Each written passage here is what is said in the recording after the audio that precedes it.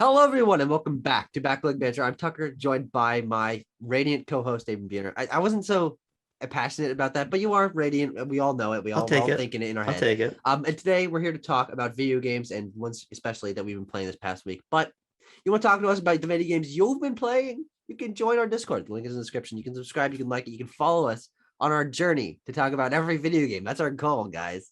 Don't worry. Abram will play Dark Souls 1.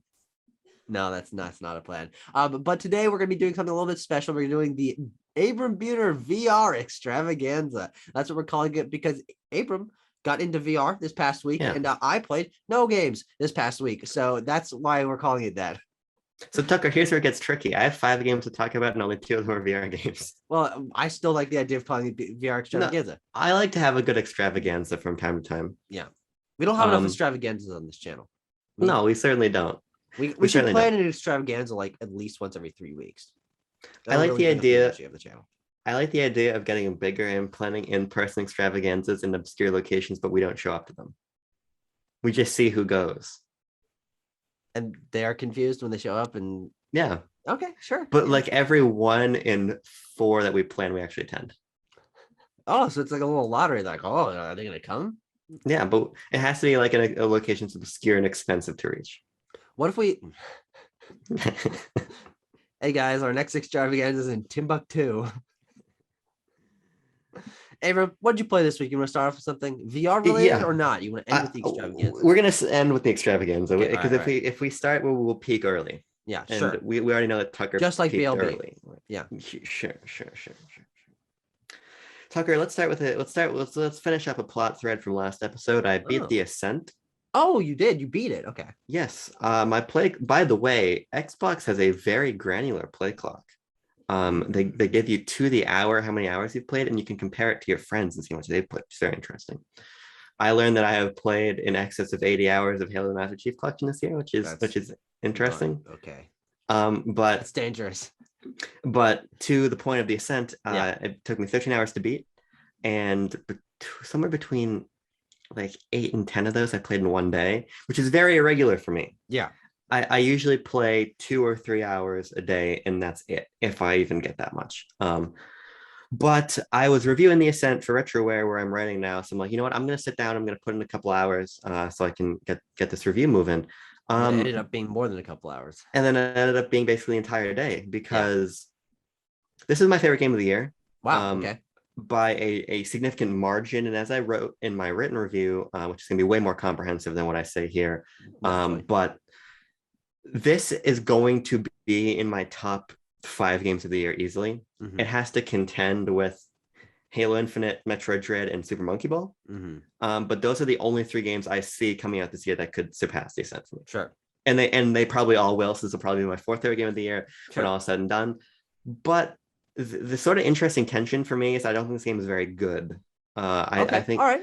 I think it has. I'm a fan of that kind of dichotomy. Is like, hey, this is my favorite thing. I recognize its flaws. I can talk about it critically, but there's something to it. I hate to say it, but it might be personal connection. I don't want to assume anything. I don't want to put words in your mouth, but no, you're completely right. Because here's the thing: the Ascent is like a good thing sandwich. The top piece of bread, the bread is the good part. Everything in the middle is the bad stuff.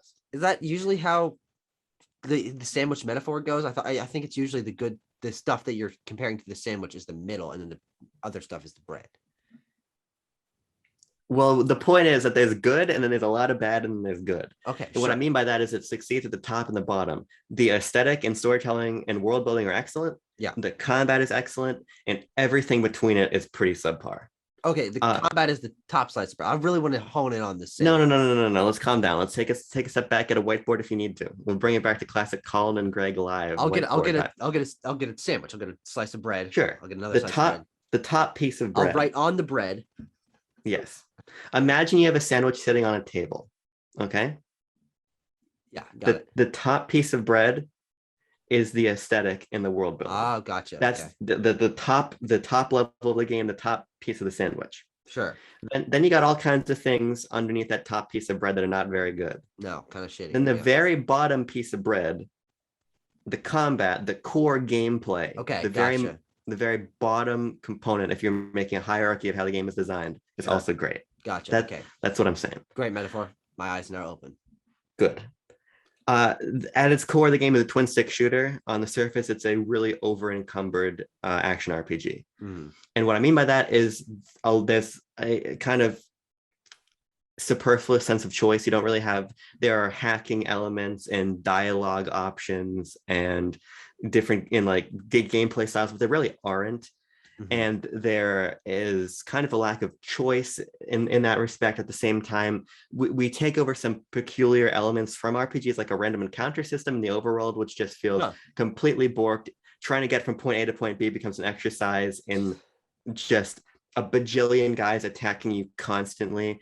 And the game has very peculiar level scaling, which means sometimes guys are going to be half your level, sometimes they're going to be 5 levels above you.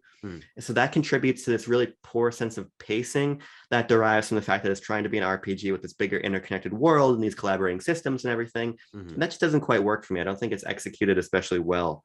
And there are also some of the most staggering difficulty jumps I've ever seen in my entire life in this game.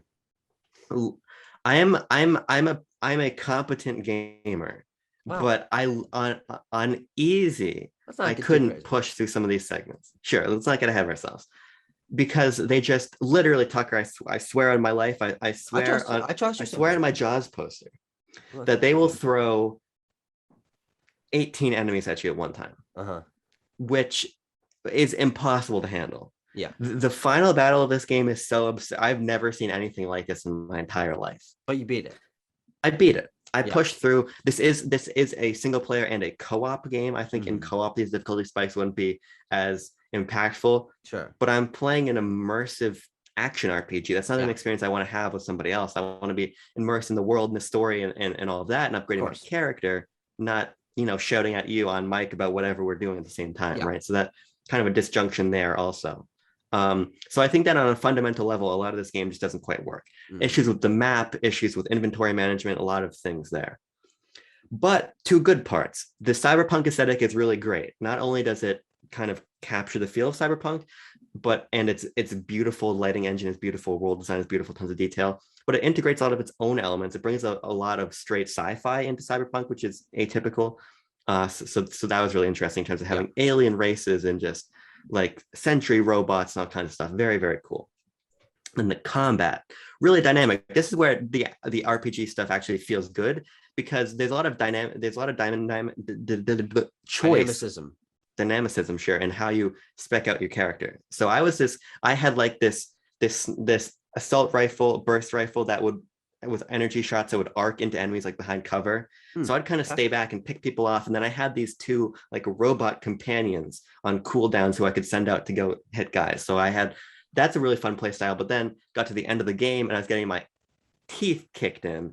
So I respect my character to have this crazy like hydraulic armor and a big shotgun and health regen ability. So I just berserking people. There's a lot of dynamic choice there. So I think the end result is a game that feels great to play on a moment-to-moment combat basis and an amazing world to immerse yourself in, but just it's in this foundation that's just sinking into the ground. So that's kind of the tension I'm feeling. So what you're saying is for you, this is one of your favorite games from its core and its aesthetic and all of that, really, really resonating with you.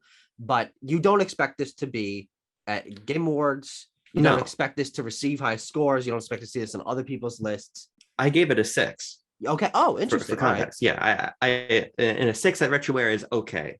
I think objectively this game is okay. Sure. When you're kind of looking at that ratio between its positives and its negatives. But this is a 4-man team, I believe. They have experience across the industry, things like Bulletstorm they've worked on in the past. So it's no wonder the combat feels so great. But I'm really excited to see what Neon Giant does next, kind of taking the lessons they learned here and applying them somewhere else. So of course. 2 thumbs up for me. It's more like this. Oh, okay, sure. I always like there to be a little bit of discrepancy there. I think you beautifully articulated that. I'm very proud of you. Imagine that I'm like patting you on the head, giving a little bit of like, I can feel it. The little bald spot in the back of your head that we all know is there. I'm rubbing that. Yeah, it's a secret. Actually, that's why I always face the camera, because I have no hair here. Yeah. As opposed to me, I don't have a bald spot, which is why I'm never facing the camera. All right, throw me another game. The next game I want to talk about in a more brief way, because I haven't played a ton of it yet, is Metroid Prime 3. I am playing it for undisclosed reasons. I can't say anything about why I'm playing it, but there's a purpose. Dumb article thing. There's going to be a purpose. He can't disclose.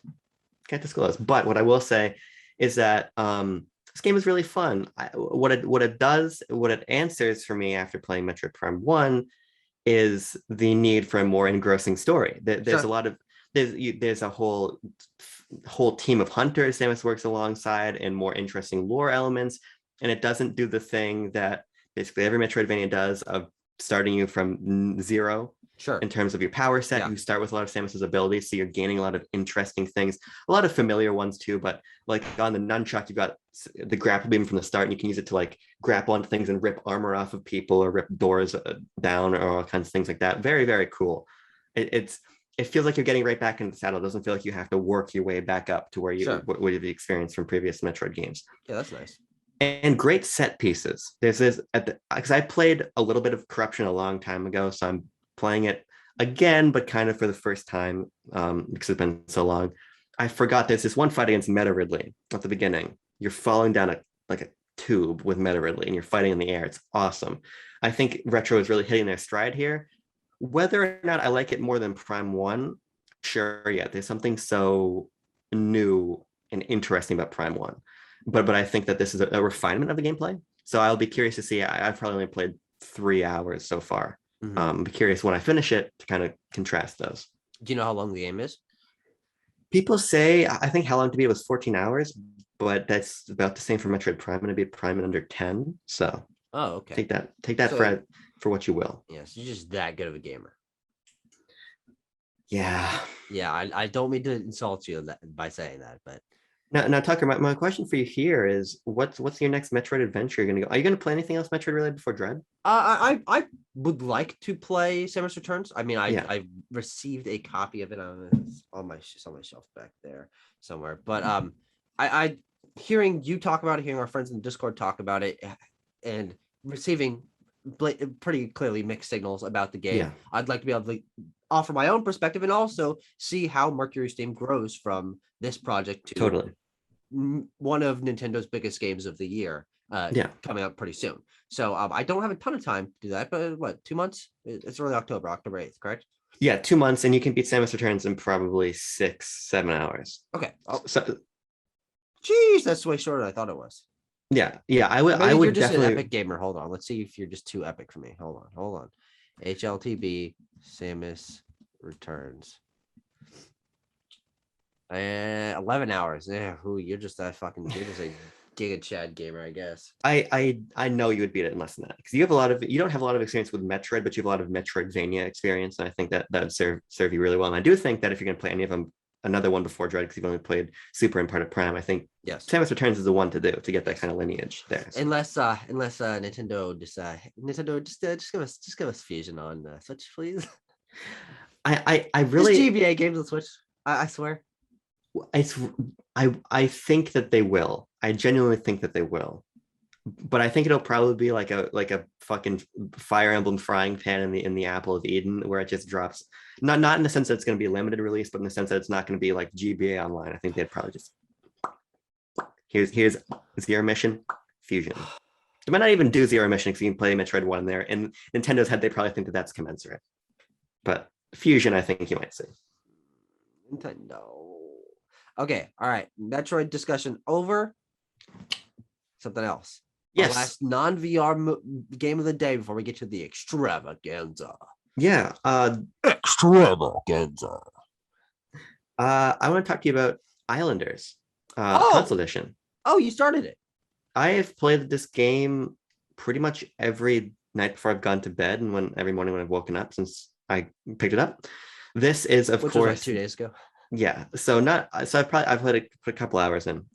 For a game like this, though, you see what it's about in a very short amount of time. For people who aren't familiar, Islanders is a minimalist island city building puzzle game, and it was one of the 7 games that Stealth released after the Indie World presentation. What a ridiculously huge number. Maybe card in the corner to our discussion about this Indie World, where we discussed that one of the biggest issues was just dropping everything and giving them no time to shine because of that. Yeah. And Islanders was definitely a symptom of that. Its art style caught my eye, and I said in our discussions, like, if this game is like $15, $12, $15, I'll pick it up. It's $5 on the eShop, and it's really, really great. I am somebody who really likes to have a relaxing game like this to play. Yeah, something I can play before I go to bed, something when I wake up. Something I could just kind of get lost in, because if I'm a pretty anxious person, so it's usually either before I go to bed or when I wake up that I feel the worst. So having something like this to just hop into and kind of become lost in is really great. And this game is very, very calming, and it's a really, that riddle that's like you gotta get like a fucking chicken and a turtle and a fox across the river or something. It's like, what order do you cross the river in? I know that very well for one specific reason. That puzzle, the foxes and the chickens, is a puzzle. Layton puzzle? It is a puzzle in Professor Layton and the Curious Village, which was one of my first DS games when I was a kid.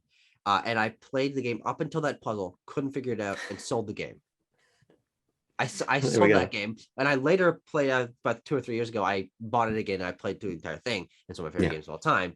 But that specific puzzle like has a dark, deep place in my mind of that just like killed me when I was a child. Sure. But it's kind of that philosophy that informs what Islanders is, because essentially how it works is the game begins and you have a blank island. There's a bunch of different islands but you're gonna just start with one of them. And you will be prompted to pick different packs of things to build on the island. So like there's a lumber pack, and so you're going to get like lumber yards and all kinds of things. Or there's a fishing pack, so you get like fisher items, or like a seaweed farming pack. So you're picking packs of things to then put onto your island. But the way it works is, let's say you put down a city center. If you put down a mansion next to the city center, you'll get bonus points because those two things are in proximity. But if you want to put down a circus, you don't want to put your circus down next to the mansion because you lose points on the circus because it's next to a mansion. So what you have to do is kind of figure out. People who go to circuses, they see a mansion, they're like, ugh. It is. Some of them do feel a little bit arbitrary, but and the game does tell. It's not trial and error. The game does tell you, okay, you're trying to put down a windmill here. If you have two windmills too close to each other, you're going to lose points. So it's very clear as to how these things interact. And the more you play, you very quickly come to recognize, okay, this structure should be next to this structure, shouldn't be next to this structure if I want to maximize points. And the reason that's important is because you basically have to keep earning points to keep growing your island. And they give you different benchmarks. Sometimes it starts with like, you got to get 20 points to get the next set of things to place. Got to get 50 points, whatever. And as soon as you can no longer fulfill that, your island stops and your run stops, and so your score ends. So the goal is to be very strategic in how you're placing these buildings to make the biggest island possible and keep earning more points and keep growing outward. So it's very simple. It's all about just being smart and learning these relationships and building something really quite beautiful, because this game has a beautiful minimalist art style, and you'll feel like a fucking buffoon at first when you're placing things and feels haphazard, but you very quickly come to realize, okay, I can kind of nestle these things in together and make something that looks actually quite beautiful. And there's of course a photo mode, and I'm not a photo mode guy at all, but there's such a satisfaction to building out your island and then losing your run and going into photo mode, and before you start a new one, manipulating the camera to take pictures of what you've built, because there's a real sense of personal satisfaction to what you're making here. Also because you can build an island to completion in 10-20 minutes. So that's like the average length of a run, you're saying? Yeah, that's what it's been for me so far. Interesting. And but now I'm getting better at the game, so I went for about 45 minutes last night. But it's very easy to just, because there's no time pressure or anything. Just turn off your Switch, come back to it later, pick it up, put it down. It's just such a strong core gameplay loop with such a beautiful, relaxing presentation that I find myself magnetized to coming back to it, because you build quite beautiful little structures. Yeah, it's a $5 puzzle game. And for that, you're getting so much more out of it, but also you got to recognize that scope. So it is a simple experience, but on Switch for $5. Yeah, on Switch for $5, it's perfect. No, I really think this game is lovely. Everything about that sounds awesome. I really would love Yeah. to give it a try. I can, and I will. But Yeah. I have always been one to be tangentially gravitated towards city builder games. I really like Yeah. the idea of creating a civilization from nothing. Civilization, funnily enough, not a game series that I ever got into. I played like Yeah. Civ 5 like twice, maybe, and it was that holy shit, that game is overwhelming. And another game that I have always really enjoyed from a distance, and the one time I really got into it, Age of Empires. I've played Age of Sure. Empires Definitive Edition. I got that on GOG a couple years ago, and I played a bunch of the like pre-planned, like teaching you how to play the game things, and I really enjoyed that. I love like seeing how all the systems interconnect, and you have to allocate builders to do certain things, and you can send your guys anywhere you want. Like Yeah. all of that comes down to the core, which is not the combat with other races. It's not the economy, any of that. It's the building of a village from nothing. And I think Yeah. that this game seems, literally intended to satisfy that specific itch in my head. So I'm sure I might actually like this quite a bit. And I'm Yeah. definitely willing to give it a try. Everything that you said about it, I think deserves a strong recommendation. Very cheap, Absolutely. beautiful visual style, easy to get into, teaches you its gameplay loop very well.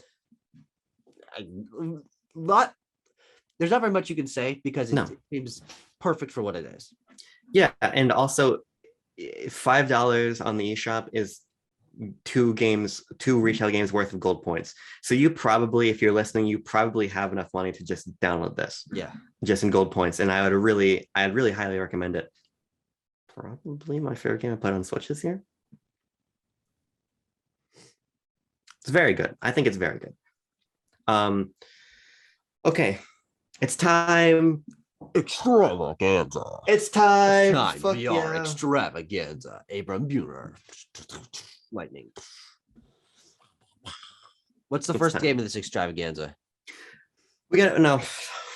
Tucker, you think we're gonna hop right into an extravaganza like that? We got a pregame. We got to do the preamble of how I stumbled into this VR extravaganza in the first place. Makes sense.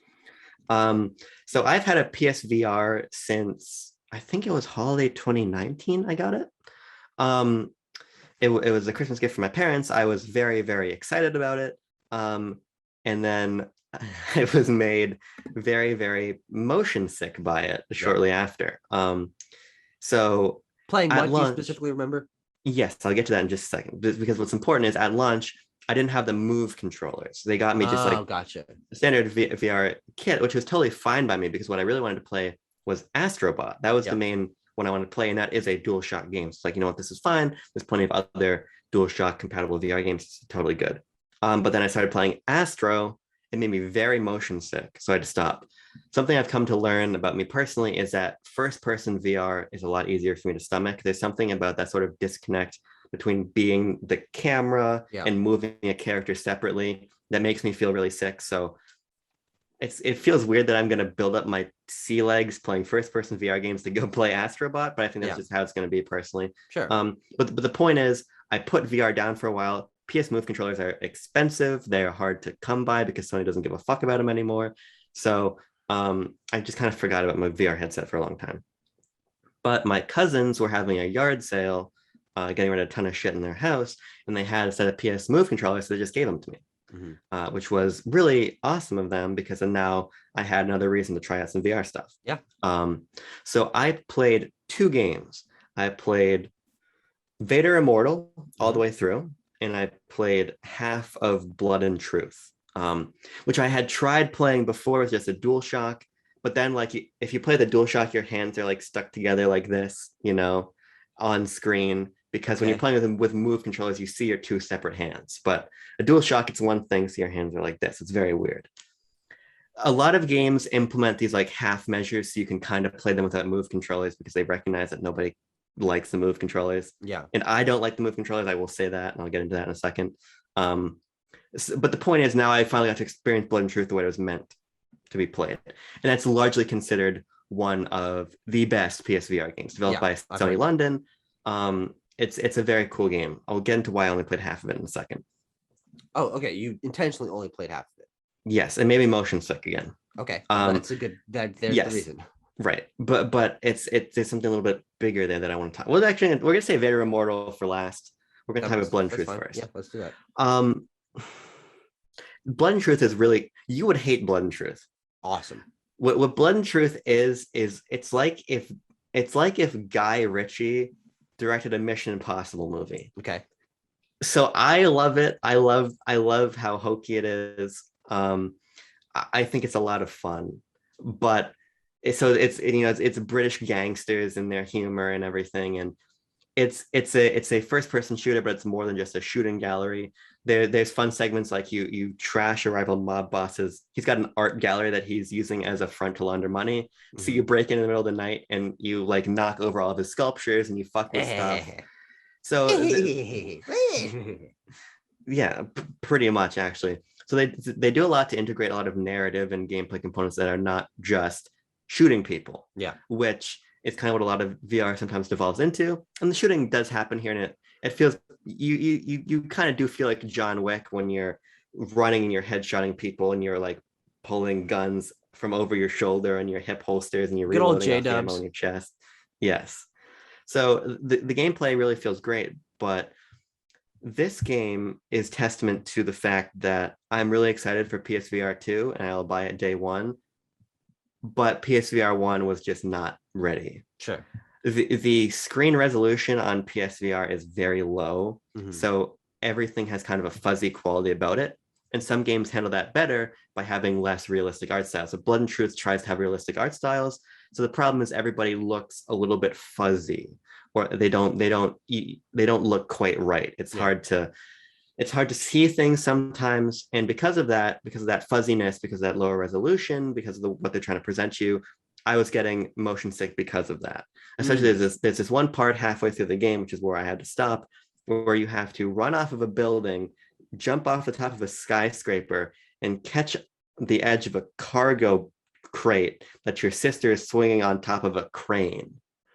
And like your character looks down, you're like, oh my God, I'm in the air, my body's moving without me. And I kept failing it, and I didn't understand why. So like it took me 4 times to realize that I was supposed to let go with one hand, pull myself up. Because I didn't do that, because it didn't really make sense to. I thought I just had to hold on for dear life. You know, you'd think that's what you're doing as you're swinging fucking 45 feet in the air. Because I didn't do that. I had to replay it, and I was getting really motion sick. So I had to stop, and I haven't gone back to it. I think Blood and Truth is just pushing what PSVR can do a little bit too far. Sure. Yeah. Especially because the Move controllers are from like fucking 2011. They don't even have. Yeah, those are I was thinking that's a PS3 tech, correct? They're PS3 tech. They don't even have thumbsticks on them, which makes traversal it's point and click, which it is probably helpful for motion sickness. I tried Farpoint very briefly, not enough to talk about it, but you move freely on the stick, which felt okay. But I think for where I am and trying to get my acclimated to VR, it's better to just be doing like point to point locomotion. But the fact that your VR controllers can't even do that, it's kind of a big problem. I'm really confused. Yeah. What is the intended way to play PSVR? The Move controllers are old tech that has been, passively integrated or retroactively integrated into PSVR. The DualShock is clearly not the ideal way to. There's PS4 PSVR controllers, right? No. What the fuck is PSVR? The intended way is to play with the Move controllers. But they're not ideal. Right. The problem is that PSVR 1 released at a time when even entry-level VR was far below. Entry-level VR at that point was like Google Cardboard. Either you're using Google Cardboard or you were spending $1,000 on a VR-capable rig and then another $1,000 on that machine. Yeah. So PSVR was this middle entry point. But the problem is that at its time, it already showed its age, and now it certainly does. When you have things like the Oculus Quest 2, which is a beloved device with a lot more competent controllers, a lot better head tracking and everything, right? I believe clearer screens, and that's where a lot of the support goes. Most certainly, yeah. Yeah. PSVR gets very little support. It got very little support from Sony on a first-party level. Yeah. And whenever they release, as they do every month, the best-selling lists of PS4, PS5, PS Classics, and PSVR software, it's always the same 10 games. Because these sorts of experiences that are specifically tailored to the limitations of PSVR are few and far between. Sure. Yeah. And so because of But Blood and that, Truth is one of those. Blood and Truth, I would consider to be one of them. Sure. But even Blood and Truth, I think pushes this tech farther than it's capable of. Yeah. I think it really rides that line as to whether or not this even really makes sense for the platform it's on. So that's why I'm excited for PSVR 2, because I think there's a lot of promise in console-oriented VR, but it needs to have A, the power of the PS5 actually powering it, but B, also inputs that actually enable you to have engaging VR experiences. Yeah, sure. So because of that, I'm really lukewarm on Blood and Truth, just because it just doesn't quite feel right. But Vader Immortal, let me fucking tell you something, is probably one of the coolest like nerd gaming culture experiences I've ever had in my entire life. I love Vader Immortal. I think I have it as my 6th favorite game I've played this year. Wow. Okay. Which means it solidly in your like top 20 games of all time. Yeah, easily, because it means it's got like Star Fox, Sin and Punishment, Halo Reach, Tetris Effect, and I think Pikmin 3 ahead of it, and that's it. I think, if I remember my own backlog list, which I probably don't, to be honest with you. But this is a game that I think is a lot better about kind of respecting the limitations of the VR platform. My one problem with it, before I just fucking go in and say how much I love it, is that its locomotion system is a little bit weird. Basically, you use the move controller to point to where you want to go, you press the button, and then it fades to black for a second, and it fades back into where you want it to stand. Okay. The problem with that is if you're trying to understand that, but I'll continue. Basically, so how it works in Blood and Truth is you're still clicking on waypoints to move to, but your character like slides there. How it works in Blood and Truth and how it works in Vader Immortal is you click on where you want to go, but then the camera cuts to black and cuts back in, and you're standing where you want to go. So it's almost like using a ViewMaster to click through different positions of where you're trying to stand, which is kind of like a comfort thing for VR to sort of help with that motion sickness, which probably is why I almost never felt motion sick at all playing Vader Immortal. Sure. There are very brief moments when they like put you on, you do like a escape, you're escaping on like a skiff, and you're like, oh shit, I'm moving all of a sudden. But it's used to good cinematic effect, never to disorient the player in a way that makes you feel motion sick. So it's a lot more conservative in the way that you move, but because of that, it's a lot more playable for somebody like me who's still trying to figure out VR. Although I would have probably liked to actually move seamlessly, because when you're trying to walk beside a character and they're just walking, but you keep like hopping ahead and like cutting to black as you do it, feels a little bit disorienting. Yeah, that's from a narrative perspective.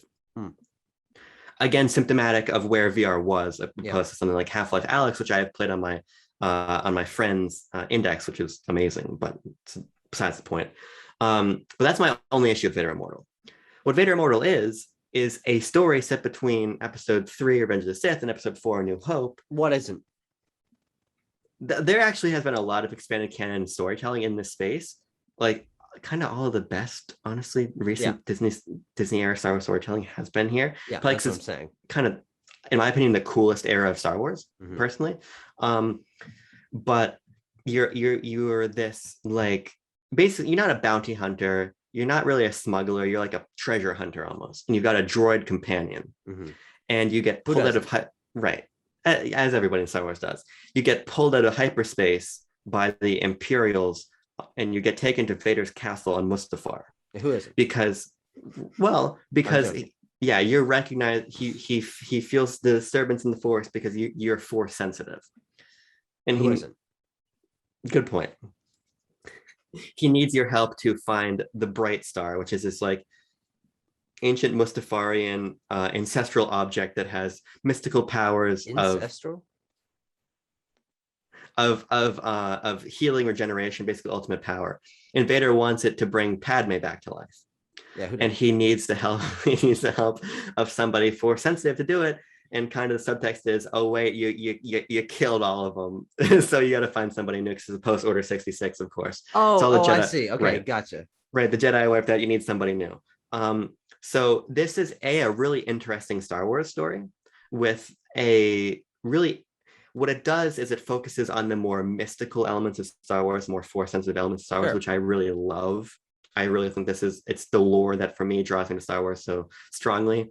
So having this kind of story is really great, but it also has the counterpoint of, oh shit, that's Darth Vader. So and what you're appreciating this expansion of the canon, which I was like, oh my god, there's Darth Vader, that's so cool. So you end up going on this journey with Darth Vader. You escape, you come back with him. I'm not gonna. I mean, it's like a 2-hour experience. So if you're curious, just play it. Don't learn what the story is. But there are a lot of great set piece moments here. You learn how to use the Force. You learn how to fight with a lightsaber. You use a blaster. There's this one point where you're fighting stormtroopers, and you're like using the Force to slam one into a wall and then catching their E11 blaster with the Force out of the air and pulling it to them and shooting another guy and deflecting a lightsaber bullet back over here. God damn it, it made me feel really cool. What Vader Immortal is, beyond how interesting the storytelling is, and beyond the fact that it was just a VR experience that I could appreciate as both a huge Star Wars fan, but just somebody who wants to play more VR but gets motion sick, is that this was VR bringing to life exactly what I used to do every day when I was a kid, when I'd come home from school and I'd run around outside with my plastic lightsaber and my Captain Rex blaster that my mom bought me from the Rennie's department store because I really wanted it. And I'd run around and imagine stories just like this. So Tucker, when I tell you that I was playing this in the middle of the night so nobody knew it, I was, of course, doing the fucking Rise of Skywalker, Kylo Ren shrug when he gets Rey's lightsaber. I was doing Obi-Wan's 2 fingers lightsaber above the head move. I was from every single point in the Star Wars saga, I was using everybody's signature lightsaber move. And I was like, oh my God, I'm really doing it. I got a lightsaber here. I'm fighting with 2 hands. I'm fucking fighting training droids, stormtroopers. You get to fight Darth Vader at one point. You're having real lightsaber battles. I felt so cool doing it. It just made me very happy. That's really rare. Me, yeah, it is very rare. For me, this proved that perhaps the applications of VR are not necessarily only about gaming, but they're about sort of this fulfillment of immersive storytelling that is not necessarily only gamified. Because of course, this is a video game, but effectively it's a 2-hour mini series. It's mostly about narrative, and it kind of brings you to gameplay moments, but gameplay moments are kind of secondary. You know, when you're playing Jedi Fallen Order, you're playing the game. Of course, yes. When you're playing Vader Immortal, you're experiencing Vader Immortal. And I think there's a big difference there in terms of how much gameplay actually is the driver behind the experience. So because of that, I was like, why aren't there so many more of these? Why aren't there a bajillion Star Wars VR experiences like this? Yeah, because you would never do anything else. I would never do anything else. I would never have any reason to. Of course, there's Star Wars Squadrons, which is a Star Wars video game in VR. Yeah. But Tucker, if you think fucking Astrobot makes me sick, I think I made it 5 minutes in Squadrons VR. But before I was like, I need to go stand in front of a fan and drink water, or I'm going to throw up right now. So unfortunately, that's out of the question for me at the moment. Yeah. There's one other that's only on Oculus Quest, which is annoying. But Vader Immortal was previously Quest exclusive, and then it came to PSVR. So fingers crossed, but I don't think anyone gives a shit about PSVR anymore. I would give up hope for a port to PSVR. Yeah. In the year of our Lord 2021. What I think is more likely is when PSVR 2 launches, maybe in 2022, as it seems like it's going to, then we'll see more stuff. But Tucker, I will tell you right now that if there was a Star Wars VR game, a Star Wars Half-Life Alyx, if you will, I will pay whatever it takes to get the hardware to play that. So final question, what is this Oculus exclusive one that you can't play? Well, what it is a tie-in to Galaxy's Edge, which is already a sore subject for me because when I had the money and autonomy to travel myself, COVID happened, so can't go to Galaxy's Edge. For people who aren't familiar, that is the Star Wars theme park down, I think it's in Orlando, but there might also be one in Hollywood, in the fucking Disney complex. So they did a whole bunch of... You've got a Disney complex, let me tell you. That's absolutely a true statement. But what it is it's like a compilation of like story vignettes that tie into the like park specific characters and locations. Okay. But it's still again, it's an experience. I think what we get a lot of on PSVR are experiences. Mhm. And to that point, the other experience I want to try, and I think I'm going to try to find a cheap copy on Amazon or somewhere. But because, by the way, I have to use my fucking terrible base PS4 to play this, Mhm. because if you want to play it on your PS5, you have to get an adapter from Sony. Mhm. But that's a lot of work. You got to like fucking fill out an email form. So I'm not going to do that. I'm just going to use my base PS4. But that means I've got a disc drive. So I'm going to see if I can get a cheap copy of Iron Man VR, because I do want to try that. Oh, yeah. Because I've heard that one, that's pretty good. And if I can get it for like $15, totally worth trying. Yeah, but. yeah. Tucker, that's been the VR extravaganza. Basically, the bottom line is whenever a Star Wars movie comes out, it's my favorite movie of the year. Whenever a Star Wars game comes out, it's my favorite game of the year. Well, yeah, Rise of Skywalker is one of the best movies of 2019. Thank you for validating me. I will tell you, Tucker, that there was a period of probably 48 to 72 hours when I agreed. But no. So this is my favorite VR game of all time. I mean, yeah, doesn't seem Very like there's simple. too much competition. No, not in this space, at least. Yeah. I think I would be your average VR enjoyer if I had an index or something, which I don't. I'm hedging all my bets on PSVR 2. That's going to be the next VR thing I buy. I was thinking like, ooh, maybe I should buy an Oculus Quest 2. I'm like, they're not super expensive. They're like $250 For Quest 2? Yeah. Okay, wait, hold on. Then what's the downside to going for that? Because it sounds like that's the ideal thing.